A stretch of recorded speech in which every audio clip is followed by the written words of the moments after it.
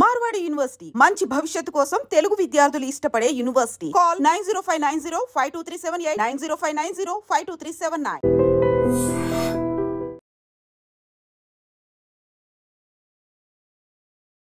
ప్రస్తుతం తెలంగాణలో ఒక ఆందోళన పరిస్థితి కనిపిస్తోంది. ఎందుకంటే ఉత్తర తెలంగాణలోని కొన్ని జిల్లాల్లో భూమి నిన్న స్వల్పంగా కంపించింది. కరీంనగర్, నిజామాబాద్, సిరిసిల్ల, పెద్దపల్లి, నిర్మల్, సిద్దిపేట జిల్లాల్లో భూ ప్రకంపనలు సంభవించాయి. దీంతోని భయంతో ప్రజలు ఇళ్ల నుంచి కూడా పరుగులు తీసిన పరిస్థితి.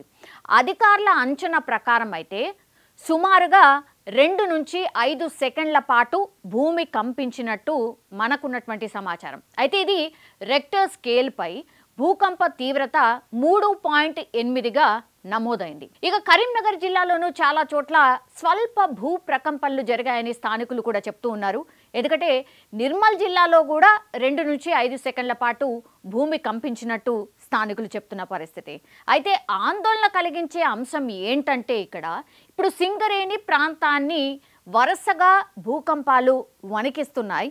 ఎందుకంటే గడిచిన 4 ఏళ్లలోనే ఈ ప్రాంతానికి సమీపంలోనే 6 చోట్ల భూకంపాలు రావడం ఇప్పుడు చర్చనీయాంశంగా మారిపోయిన పరిస్థితి. ఇక తెలంగాణలోని పలు ప్రాంతాల్లో కూడా మనకు తెలుసు భారీ వర్షాలు అట్లాగే వడగండ్లతో ప్రజలు ఇబ్బంది పడుతున్నారు. ముఖ్యంగా ఈ కరీంనగర్, హైదరాబాద్, కొమ్రం భీం, ఆసిఫాబాద్ జిల్లాలో వర్షం ఒక రకంగా బీభత్సమే క్రియేట్ చేస్తోంది.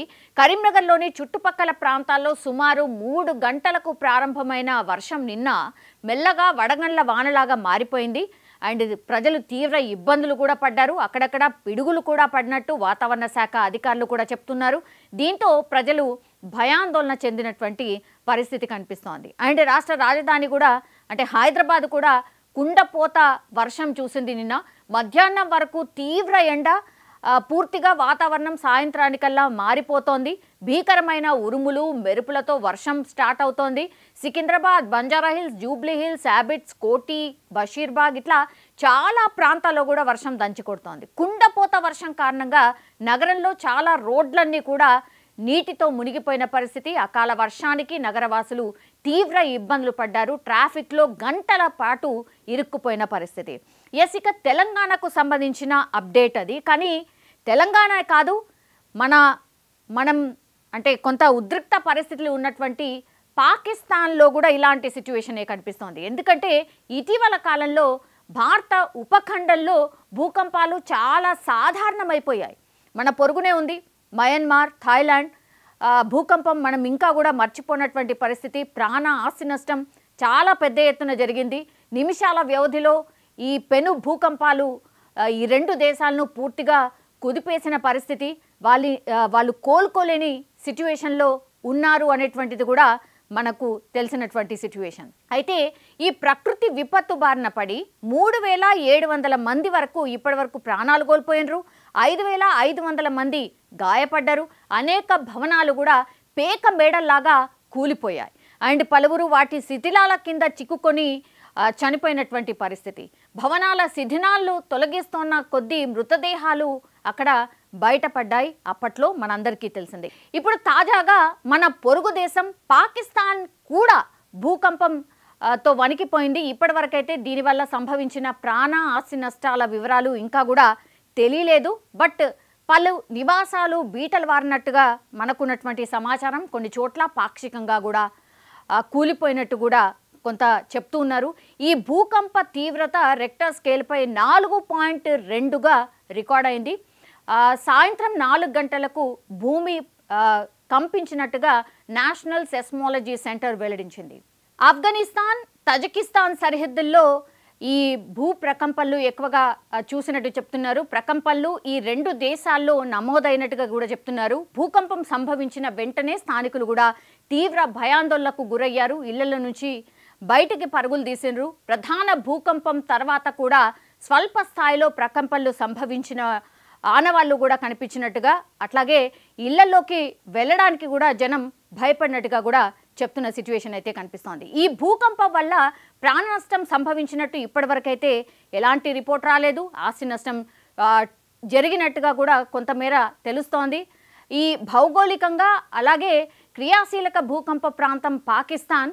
సో యూరోపియన్ ఇండియన్ టెక్టోనిక్ ప్లేట్లలో పరిధిలో వస్తోంది ఈ దేశం. దీని పరిధిలో తరచూ భూకంపాలు సర్వసాధారణం. ఇప్పుడు లేటెస్ట్గా ప్రకాశం జిల్లా పొదలిలో భూ ప్రకంపనలు కనిపించినట్టుగా చెప్తున్నారు స్థానికులు. సో జిల్లాలోని దర్శి, పొదిలి, కురిచేడు, ముండ్లమూరులో భూ ప్రకంపనలు సంభవించాయి.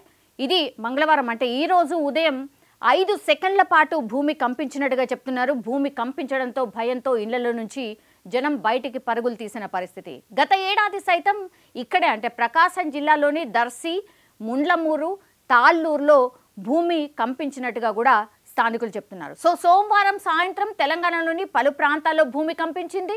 ఉమ్మడి కరీంనగర్ జిల్లాలో 3.8 తీవ్రతతో భూ ప్రకంపనలు వచ్చాయి.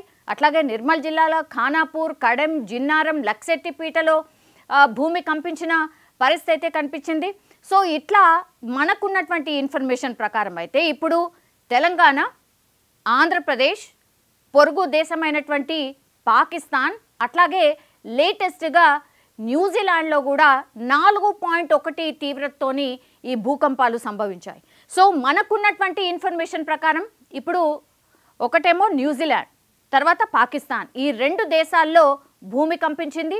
యాజ్ వెల్ యాజ్ మన తెలుగు రాష్ట్రాల్లో కూడా భూమి కంపించినటువంటి పరిస్థితి. సో ఇట్లా భూకంపాలు ఎందుకు వస్తున్నాయి, ప్రజలైతే భయపడిపోతున్న పరిస్థితి అయితే కనిపిస్తోంది. ఎందుకంటే వెరీ ఫ్రీక్వెంట్లీ ఈ భూకంపాలు వస్తున్నాయి కాబట్టి ఏం జరగచ్చు ఏంటి అనేది కూడా మాట్లాడుకుంటున్న సిచ్యువేషన్ అయితే కనిపిస్తోంది. తెలంగాణలో ఎస్పెషల్లీ ఉరుములు, మెరుపులు, పిడుగులు పడుతున్నాయి కాబట్టి నిన్న చాలామంది కన్ఫ్యూజ్ అయిపోయారు. అంటే ఈ పిడుగులు వచ్చాయా లేదంటే నిజంగానే భూమి కంపించిందా, ఇట్లా చాలామంది వాళ్ళు తెలుసుకున్న వాళ్ళ రిలేటివ్స్కి కావచ్చు, స్నేహితులకు కావచ్చు, వాళ్ళు కాల్ చేసి మరీ భూకంపం వచ్చిందా లేకపోతే ఈ పిడుగుపాటికి ఇట్లా భూమి వణికిందా అని కూడా కొంతమేర మాట్లాడుకున్నటువంటి సిచ్యువేషన్. కానీ అధికారులు స్పష్టం చేసిండ్రు, ఎస్ భూకంపం వచ్చింది, 3.8 తీవ్రతతోని భూకంపం వచ్చింది. సో ఇట్లా వరుసగా భూకంపాలు వస్తున్నాయి. ఈ 2025 స్టార్ట్ అయినప్పటి నుంచి కూడా చాలా దేశాల్లో ఫ్రీక్వెంట్గా భూకంపాలు సంభవిస్తున్నాయి. సో చూడాలి మరి ఇది ఎటువైపు దారి తీస్తుంది, అసలు ఏం జరుగుతోంది. అటు భూమిలో ప్రకంపనలు వస్తున్నాయి, అట్లాగే న్యాచురల్ కెలామిటీస్ అంటే వర్షాలు, వరదలు ఇట్లా చాలా భయంకరంగా వస్తున్నాయి.